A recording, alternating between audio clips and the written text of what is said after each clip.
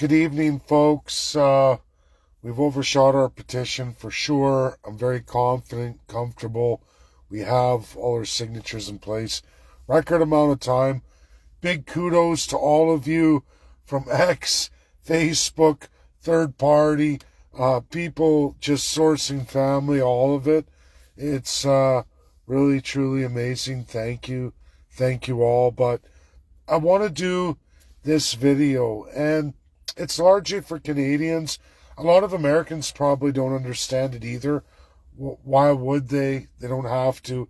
They have that system at home. They are the United Nations Security Council, one of five. And I want to talk tonight. I want to give you a true story. I want to tackle institutionalization, especially in Canada, and people's belief in their provincial and federal crowns. All they know, their whole source of world rights and law and all of it, really, it's garbage, it's evil, it's an epic, huge, massive lie. Now, folks, I've talked to death about Texas 185 years ago. But for a moment, let's take the United States out, because I know institutionalization, those elbows are up very high. So I'm going to take Texas and I'm going to put it over here. I'm going to fast forward the world to 2011. The last time there was a country created in this world. And it was done, everybody, by the United Nations Security Council. In fact, they've done so many countries, more countries than have ever been known in world history for 5,000 years. There's never been so much independence, self-determination, decolonization, self-government ever before created post-1945 and the creation of the United Nations. And its number one tier, ultimate authority, again, of this entire world, the United Nations Security Council. Number one organ. Every country in the world is bound to it. Now, the bulk majority will lie to you. In fact, one of the worst liars, never mind the UK, is a lot of its colonial holdings. And I think the biggest epic liar of them all, unfortunately, I hate to tell you this, is you, Canada. You're the biggest affront and liar. Maybe not. Maybe you're next to Iran and the Supreme Leader. You guys are about even Steven on vomit-sized portions of propaganda and institutionalization. The problem with Canada is it's the longest running in the world. It's been running since 1867, unchecked, unchanged. In fact, got a lot worse post-1952. This is a fact. It's why USA is saving its number one for last, coming this summer. And they're going to be addressing Canada last, because they're the worst. The worst. Maybe even more institutionalized than Iran. Now, I had a beautiful example tonight as I frantically work on this petition drive, which I'm so very happy is done. Proud of all of you. I'm saying that again. But I want to give this truth. I had a woman post on there, elbows up, and goes, "This isn't a lawful petition. It's supposed to be registered with Eventbrite out of the Parliament of Canada or through the legislatures, because there's only two authorities in the world, my provincial crown and my federal crown. You see, whatever Canada says is international law. You can take that to the bank, right? No, I'm going to give you a prime explosive example. I gave this example in 2019. In fact, a very good friend of mine who did a tremendous amount of work for Alberta independence in 2019 really was epic in the financial side of making sure we had all those candidates processed and funded for their $500. I don't know what it is now. Maybe it's gone up. I don't know. And of course, I did the signature drives with them. And we did an impossible task, especially for Canada.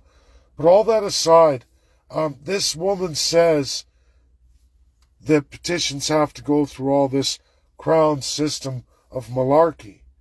And I'm going to tell you more crown malarkey, where Canada tells you that the path to independence in Canada means a Clarity Act with many hula hoops to jump through. Very complex, super expensive, long drawn out process, certainly never to ever achieve results. And if you were to ask these same elbows up Canadians, they'll tell you, yep, that's the authority, that's the law, that's international law. Supreme Court said it was. Okay, folks, the last country ever created in this world to date is South Sudan, carved out of Sudan. And I'm just going to bring Texas back for a minute. When you pull up a map of the former Sudan and then South Sudan, 2011, which is about a 50-50 split, you nearly get an identical map of the Republic of Texas. Just a fun fact. But it's awesome. You look at it, you're like, that is the old country of Texas over there in Africa, split from Sudan, but they call it South Sudan. It just happens to look that way. But how did they get independence? Well, I'll tell you, it was a completely different path than anything known to any Canadians through their bullshit Clarity Act and a Supreme Court opinion based on what the Prime Minister told them to determine, which is not international law, not even matchable or found in any international law or precedent since 1945. And to give you an idea of how many countries we're talking about, I'll put it to you this way. In 1944, there were 53 nations in the world. For 5,000 years of history, 53 countries. Now, there's 193 plus all the way up to 215 if those others seek and get a resolution with the United Nations Security Council. A lot of those did terrible violations of international law, and they paid the price for it. Do not F with the United Nations Security Council. You never do. Don't listen to blowhard Mark Carney. It's a lie. But let's go back to this truth of South Sudan 2011. Now, it had been brewing since 2005. When you go look at resolutions, in fact, it was a 40-year civil war, rebellion, civil war, multiples with massive killing, unimaginable suffering, all of it for 40 years.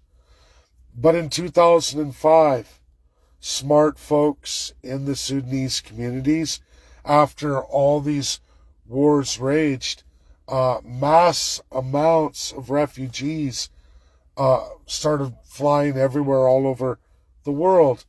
And in Canada, a community was established in Toronto and another one in Edmonton, Alberta.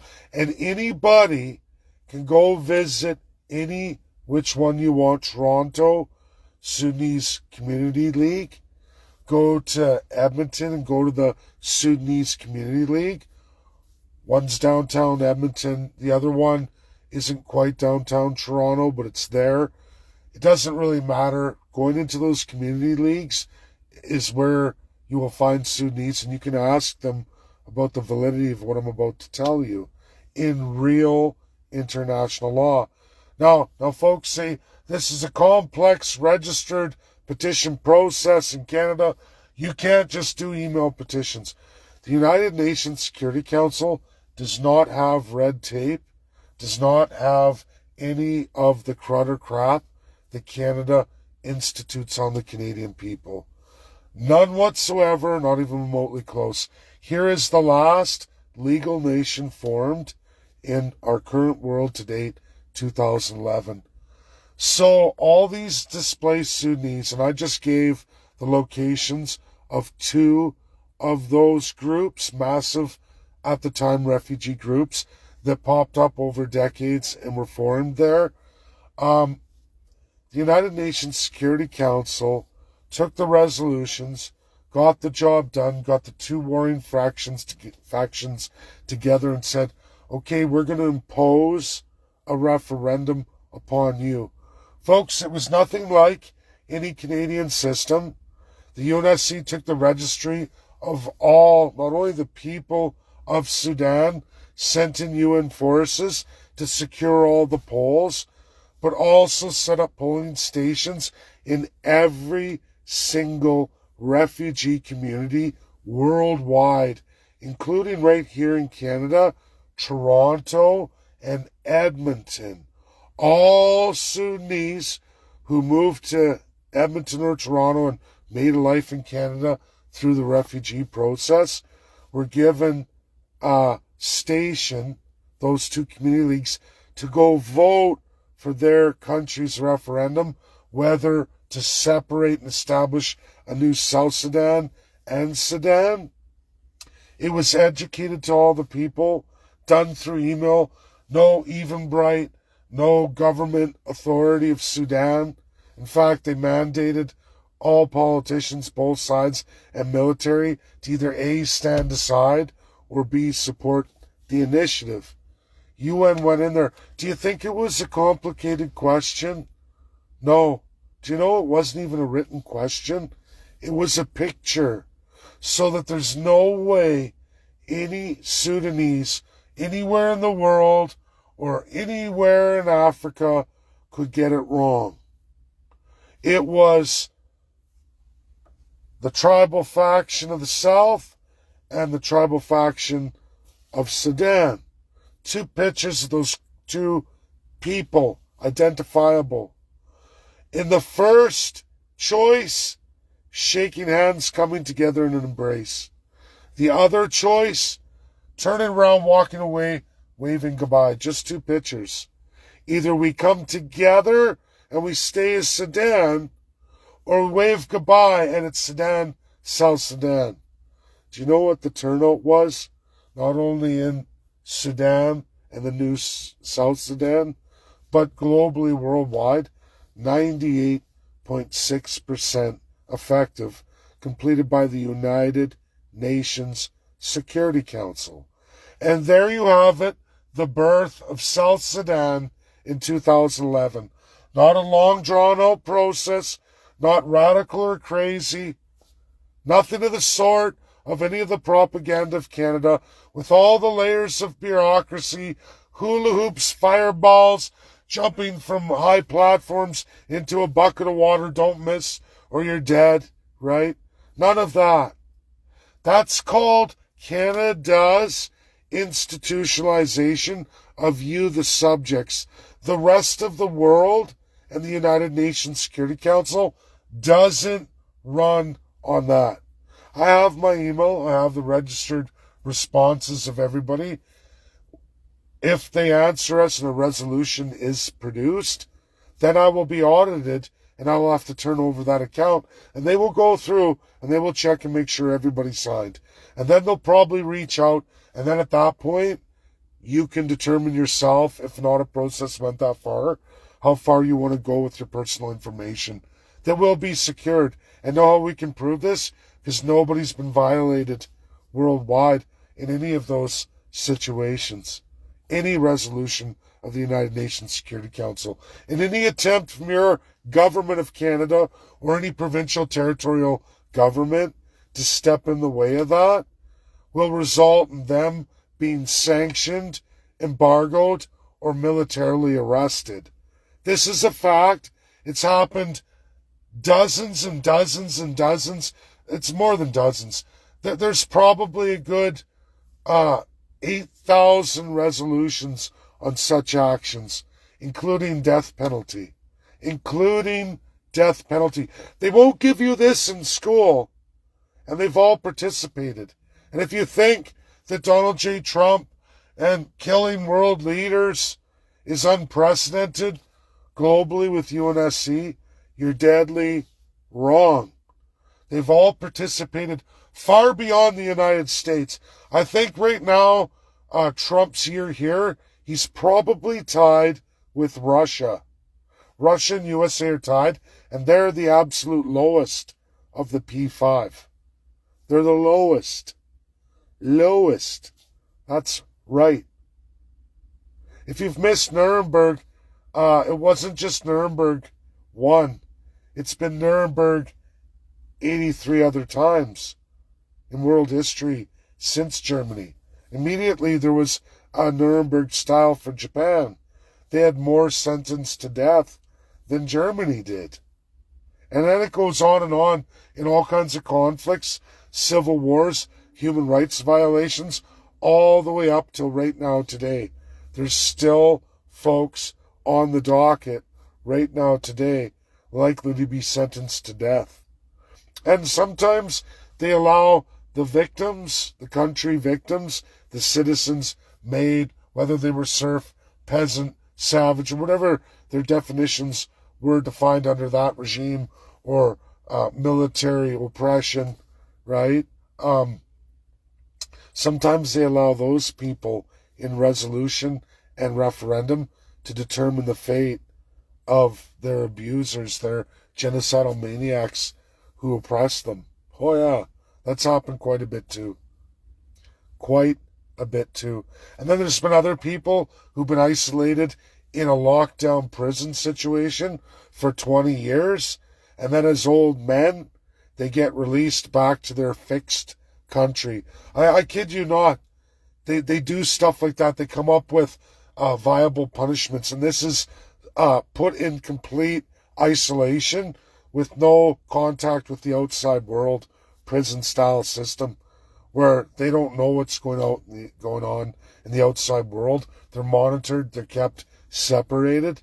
And then all of a sudden, 20 years later, they're put back in their country, and then they have to see the beauty of the new country and how all the people are doing so well without them. I kid you not. But South Sudan is a real truth that does not match anything in Canada, and that is called international law. What UNSC does is nowhere near the complexity and honestly institutionalized retardation of a mass population of Canadians and First Peoples. That is not how they've ever worked or are ever going to work. Your country operates in a realm of crazy and fiction and absolute compulsive lying politicians. Those you elect and the many more they appoint, bolstering and ballooning their regimes. It don't matter which party you pick. They all play the same sick game. It's not matched in international law. And this is coming from the last country created in the world today successfully. And that was just 2011. And nowhere near any crazy that Canada does. No government registered process of massive steps and complication. This is what the government of Canada and the provinces, the crown regimes, have taught you to believe. And I didn't say it quite well yesterday, but I'm going to say it now. Benjamin Ebley, an American, as he's watching this unfold, and a mass amount of Americans, both sides of the aisle, are watching Canadians unfold, and they're realizing, Ben came to a determination, and he said it well, it's called clean slate. Something Americans and normal people outside of Canada don't do. where they remember Joe Biden did this, George Bush did this, right? And they can go back all the way to Nixon. Americans are snap. They don't forget, right? But there's called the blank slate syndrome, taught in a broken system. It's a part of the conditioning of the Canadian brain, and it's done through your media and your government, that somehow you're able to just wipe it all away in mass majority. Oh no, government change direction. Everything else, wash it away. This is right now. Forget about the past, which is rule number 1. Those who fail to observe history are doomed to repeat it. But yet, mass majority, Canadians, forget everything that happened last year. Never mind my entire history. The government said it's this way now. Elbows up, I have to go that way now. Never mind China's communist.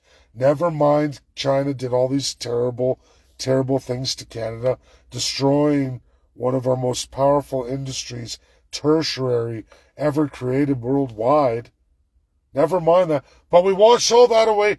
Never mind election interference. India washed it all away. Never mind they're assassinating people on this soil. Never mind they're involved in unscrupulous, hardcore acts on Canadian soil, interfering in Canada. It's okay. We forget it all. That was last year. Don't worry about it. Clean slate. New direction. They're good. USA bad. Right? Who says the United States, freedom and democracy, one of the strongest democratic institutions ever built in the world, most freedoms worldwide, who would say that's bad? And China with none under communism's good. Because again, somehow Canadians went from 2011 polled in mass majority. No, liberal, conservative, to be all Canadians at that time knew no way in hell should you ever get into bed with a communist country. That was a mass wipeout majority. All major Canadians, just like Americans in 2011. Stephen Harper ramps that China-Canada FIPA deal through, even though you all clearly said no way. It was hugely down here unpopular. Now all of a sudden, magically, every Canadian forgot. It's not very long ago. It's 15 years ago. Okay, so if you were 35 and under, I could understand. But that does not explain the 35 plus all the way through. That doesn't explain how you went from no way in hell, you knew that was wrong, to elbows up, let's go. That is called clean slate. You've erased your entire history. You forgot everything. And that is the mark of an autocratic regime with vast programming at work to condition you to think like that, to forget like that, to step forward. And I don't want to hear it. I don't want to hear it. I don't care what happened. And it's not even just 15 years. We're talking just a year ago. Canadians knew all these things with China and India were terrible, and Canadians were angry. But now, elbows up. Wow. And that shows the truth of what's wrong with Canada, and that comes from real propaganda, CSIS, CIA, MI5, massive professional brainwashing techniques of a major institutionalized cult. And if you don't see that, and you don't understand that only your country operates that way, only your country has a mass population conditioned like Iranians in Iran for the supreme leader. And in fact, in Canada, it's probably a lot higher from my point of view, and I think all my friends and followers' point of view. This is much higher than even Iran. Even though Iran functioned sicker, it was the same kind of institution creation and brainwashing as Nazi Germany over the Germans, South Africa over the white South Africans, and then the conditioned savage blacks therein. And when I go through these crazy countries in history as they are, how did they get there? Where did they learn that? Okay, it's chased to this country. Okay, where did that country get it? Oh, Canada. Oh, the Indian Act. Oh, the Constitutional Acts of Canada. Then I chase it. Wow, Canada One Tower. Down from the Thames. London Tower. Oh, wow. It's a UK first treasured creation of socialism and fascism.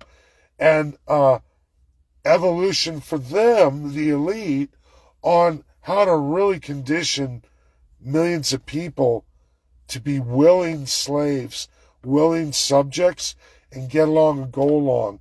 And this creation Canada is probably what actually led to Nazi Germany, World War II.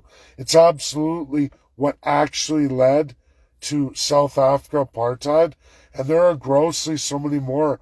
Australia's history, New Zealand's history in genocide and colonialism, all taught from Canada. If you want to know, everybody, in at least from that period, 1876 onward, where the world saw the most brutal, crazy, genocidal actions happen, leading to many kind of stylized wars and absolutely mass genocides, you'll find it chases back to the first template creation. You, me, here in Canada, we're the first codified template of it. Fact, not fiction. The zing to the zang, yin to yang, whatever you want to call it. American Civil War, America's Reconstruction phase, subsequent major amendments. And guess what Canada did? Well, at least the Dominion did.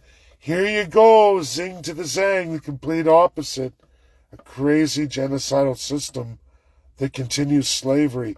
The willing, programmed slaves. And sadly, that means coming with always a defined peoples that have to remain at the bottom of the pyramid. The savage class of non-human beings treated so that all those slaves can feel better about themselves in their lot in life. The Crown is extremely intelligent, evil, but extremely intelligent. They know what they're doing. They've crafted this actually for thousands of years. If I like what Jonathan does when he tells you on X for that King series that's coming off of Netflix. I'm pretty certain you can stream it anywhere outside that, but I might be wrong. But he's trying to get you to look at the creation of that in the last 1,200 years to see for European history and sake. But for me, I know that goes back 5,000 years. And they've been cycling this, all these evil regimes, who some have had 1,000-year Reich. Look at Rome, 1,000-year Reich. Like Germany bragged about. These kingdom, empire, colonial stylized systems, and well, they're not colonial, they're imperial, but it's still evil. But then they came into colonialism, having these colony jewels to subjugate and slave. Brutal, brutal. That comes out of the last 600 years. A dark evolutionary page of pure evil that can only be described in many religions as what would be the devil, the demon ultimate, the opposite of God, the reactionary to God, the darkness versus the light. And people don't see that, and that's scary. Anyways, folks, that's my video. I gotta sleep. It's late. I'm gonna have to do more work over my breaks tomorrow. And tomorrow night, I'm gonna start responding to everybody. Thank you, received, and I'll alphabetically put you in a list. So even though I answer you, there's no point in giving people a number of queue, because I have to alphabetize it in Excel first, and that's going to remove everybody, even split up husband and wives. I'm sorry. I mean, I'm going to go by last name, but we'll see. You might end up, because some people have the same last name. And it's kind of funny. There's some funny names here, really funny, and they really are real, at least on the Facebook ones. I mean, I would never make fun of anyone, but that's why I want the email system the way it is, and I understand the UN for that, because it's like, if I get audited, I can say, hey, I know that name looks funny. It looks like I took that off of Hollywood. That really is the guy's name, right? And it's like, because it looks totally made up. And it's like, no, I've checked it 3 times. That really is the guy's name. And I mean, I'm not going to make fun of anyone, but, you know, people look at some of these things and go, that looks funny. It's like, no, that's the guy's real name, whether you like it or not, or it seems like it's some kind of comic book funny from Hollywood. It's like, no, that's real. That's why I have to have all my ducks in a row in the email system. But everybody, it's awesome. And I'm going to get to bed. I'm already in my pajamas. I'm just wearing my Freedom shirt over top. So I'm going to get to bed. And it's a long day again tomorrow. Love you all. God bless. Share, share, share. Help educate as many as you can. This one just stuck with me tonight, because I'm like, wow, you really believe that it has to be the crown system or it's not real. It's like, your cruddy system is bullshit. That's not how most of the world works. In fact, there's a reason Canada operates like that, so that they make money off of all of you, and you don't get any success, and they can hijack everything you're working on and spy on you all the way through. What I'm doing here, besides social media, where you're all public, those who choose to be, which a lot don't, and that's a good thing. I love how I make a video and I look at it. Okay, I know thousands watched it. There's only 160 likes on it and 100 and some comments.